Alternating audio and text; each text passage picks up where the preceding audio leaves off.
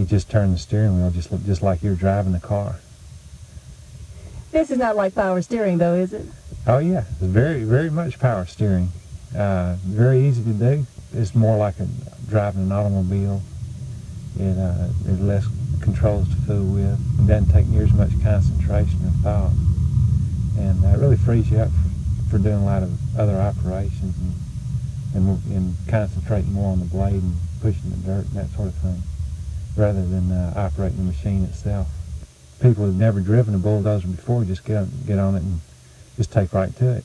I think it's something that really improves the efficiency of a bulldozer. And for a farmer who's kind of a part-time operator, he doesn't drive it all the time. It's easy for him to pick it up and learn it, and much easier to master it.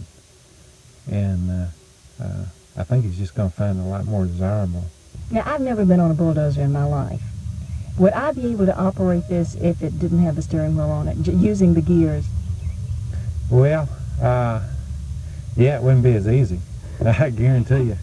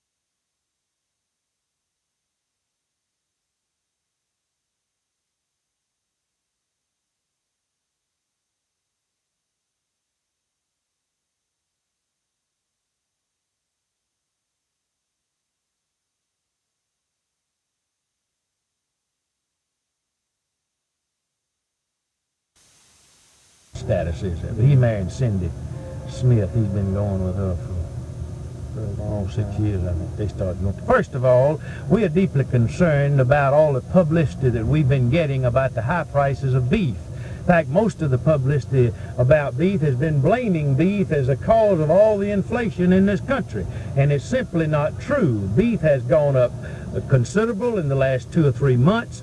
But prior to that time, as you will recall, beef cattlemen have lost their shirts in the past 4 years, and it'll take about 3 or 4 years for them to recoup all of that they've lost over the 4 years.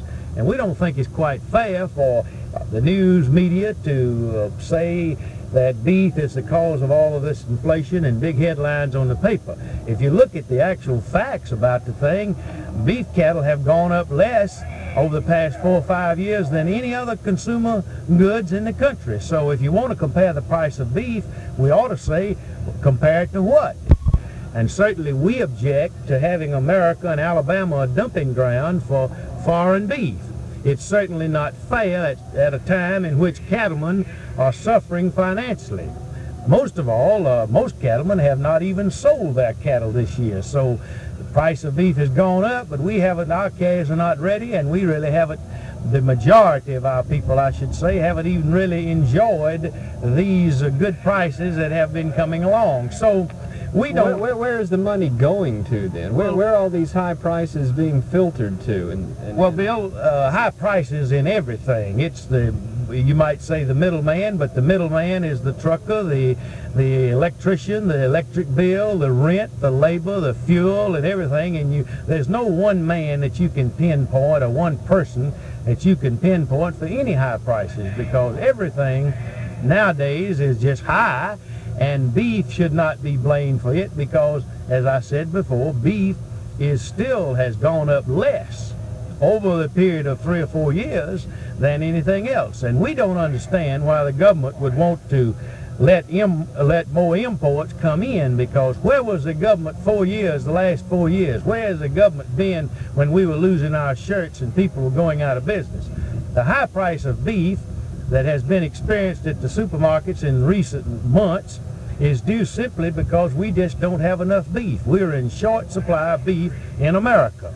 And until our cattlemen can make some more money, and until our cattlemen can do that, they are not going to be able to increase their herds. But if they can make some money and regroup, they will get more cows, produce more calves, and the supply will come more into the picture with the demand. So, in your opinion, what is going to be conducive to that price coming down sometime in the future? I think the thing that's going to make cattle prices and beef prices in the grocery store come back down to a level in which the consumers can live with it, and which we want to, because they're our customers, is to let us build up our herds again and get more cattle in this country, and then there'll be a better supply, because right now it is a shortage, and the demand for beef is terrific. The demand for beef just continues to rise. Why was they like it. Why was not this demand met? What was the problem as far as your supply? Well, we oversupplied up until last year. We had up until 3 years ago, really, we had an oversupply of beef. And that's what caused beef cattle to go down. People began to liquidate the herds. For example, last year, we liquidated in Alabama 1/3 of our brood cows, our factories, because people couldn't make a living and they got out of the business. Now, this was coupled also with the drought. The drought of last year had a lot to do with it.